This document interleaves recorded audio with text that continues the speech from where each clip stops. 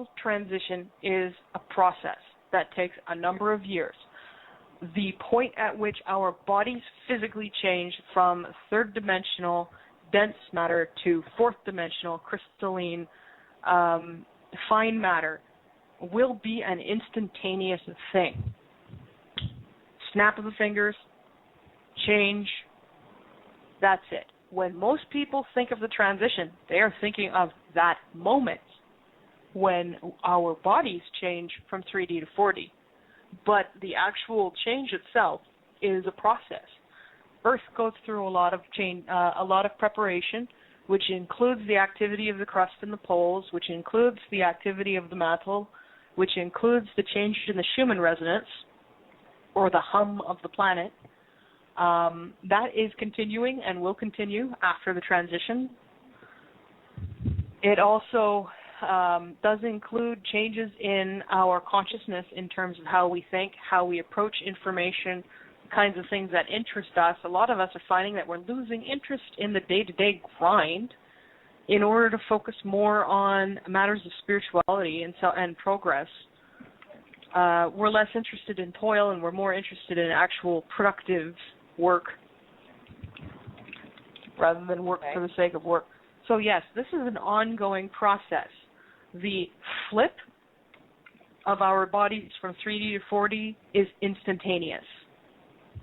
Whether it'll happen when we're sleeping or not, I don't know, because from what I know, it happens to the entire Earth simultaneously. So some of us will wake up 4D, and some of us will be like, oh, what? Did anyone just feel that? What the heck just happened there? Okay, I want you to envision something for a moment. Imagine that you are tunneling through rock. You know at some point you're going to bust through and you're going to be into a chamber of something awesome, right? Maybe you're tunneling to a treasure chamber. Maybe you're tunneling to a paradise. I don't know, but you're tunneling through rock. The problem is you don't know exactly where that line's going to be, but you can tell by the sound of your pick on the rock that you're getting close. That's what we're at. We're not going to know we're there until we come busting through. And putting a date or a time on this, I am not going to do this. I'm sorry. Timelines are not appropriate.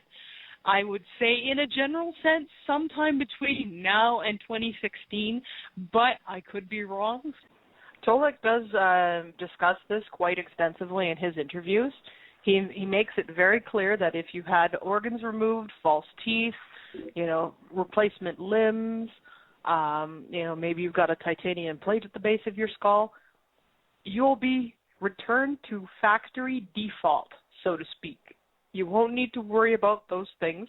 They'll be gone in an instant, and your body will be once again perfect in an instant. You'll be an adult.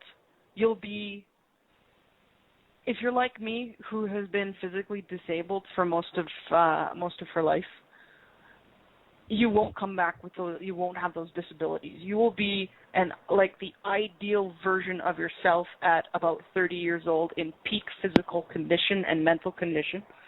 Or if you were younger than that, you'll still be an ideal version of that.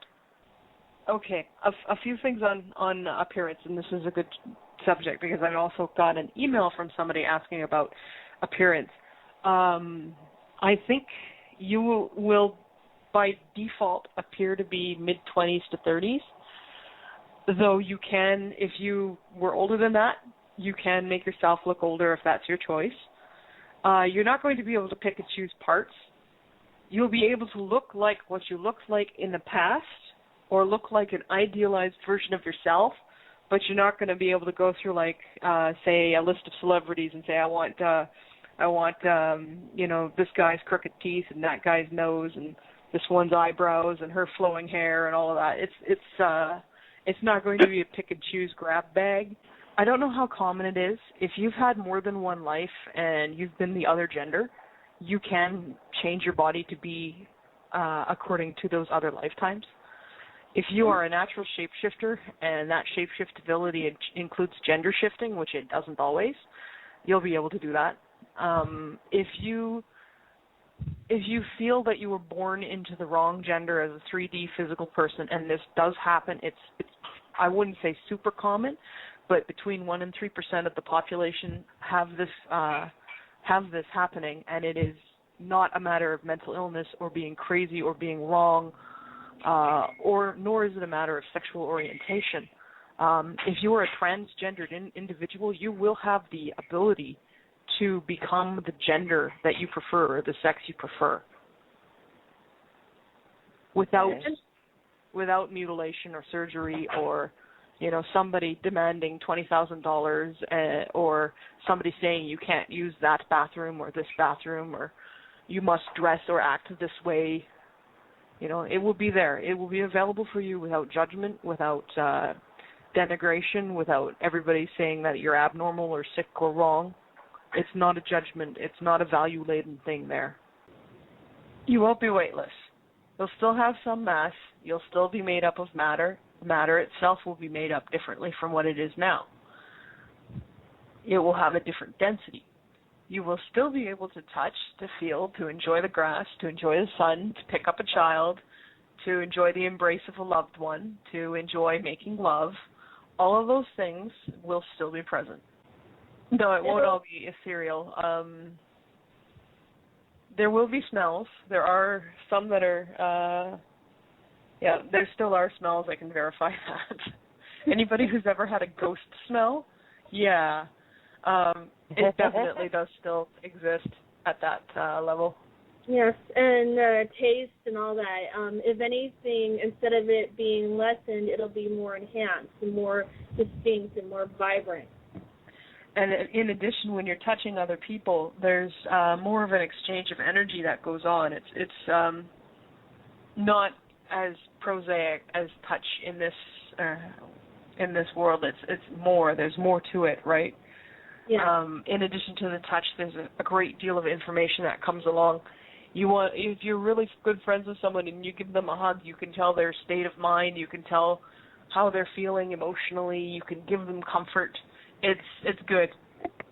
And this is where the concept of, and I know it's like something that's been said around for a long time, of touching souls with someone. That's where it comes from. And a lot of healing modalities use energy manipulation and touch. I don't know anybody who farts except for comic effect. Yes, there is blood. Yes, people are oxygen breathers, or nitrogen breathers, or methane breathers. Like there's various breathing and respiration that goes on. As for producing waste, no. When you take in food, you are taking in energy, not molecules. So this is taken in and used by the body in its entirety, and there is no requirement for waste.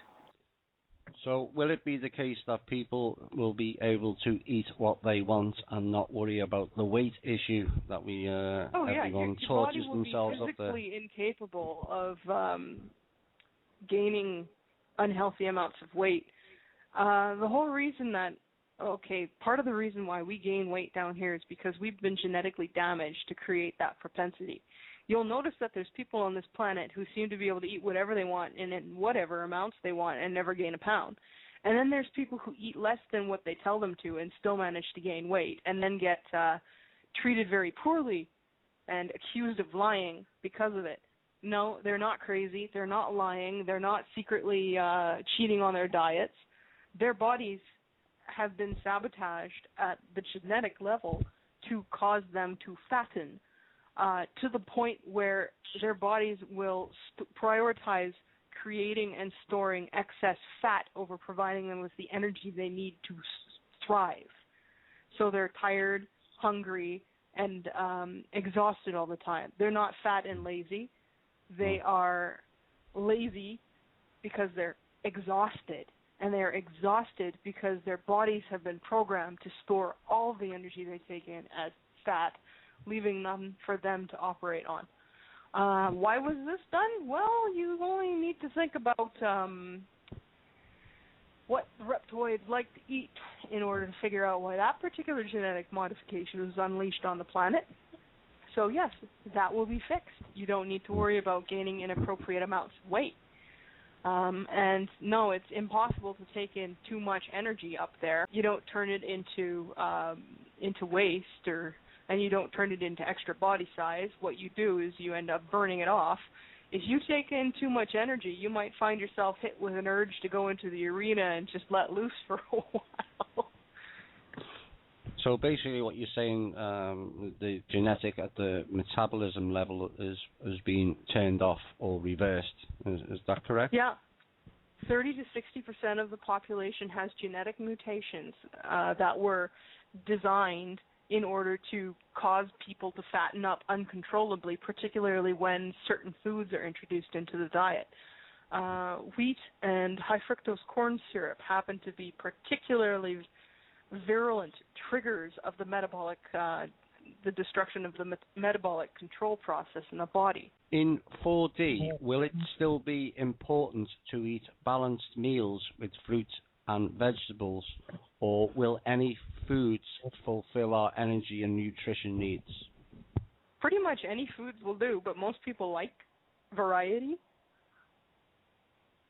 Yeah. It's all energy, right? Down here we eat for nutrients and macronutrients and content. You got to have a little of this one, a little of that one in order to be healthy. Up there, it's all energy. It's universal energy. You get to turn it into whatever your body needs.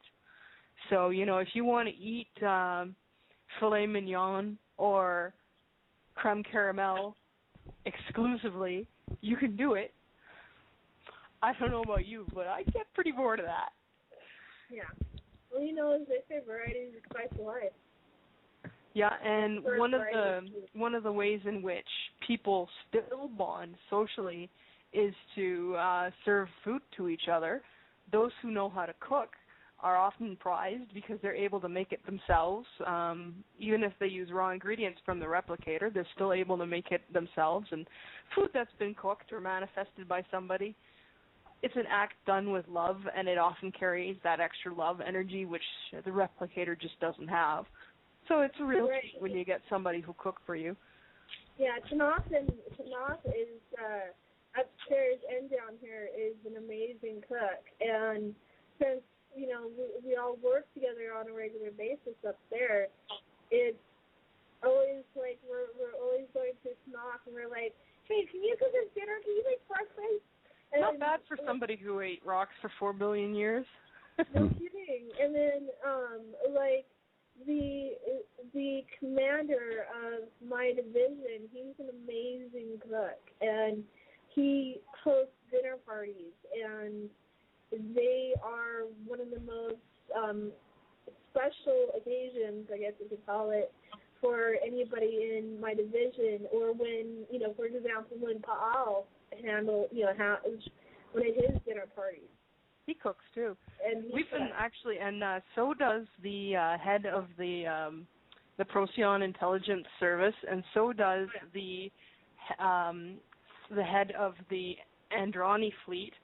And we've actually kind of joked about maybe at some point all of us getting together and kind of having like our own little Iron Chef. Probably less competition and more seeing what each other comes up with. And then just having the recipes, and just having the replicator recipes sent to whoever wants, so that people can watch the holo while pulling from the replicator their own dish. So when we have the Cosmic Voice celebratory party, we're all going to yours. Tath, is that correct? If I've got a replicator to help, because I don't think I can cook for thousands of people. The most I've ever cooked for is 20.